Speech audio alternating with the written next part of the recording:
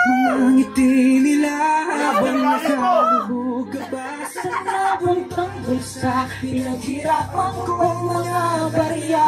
Momento na namangla pangako nyo.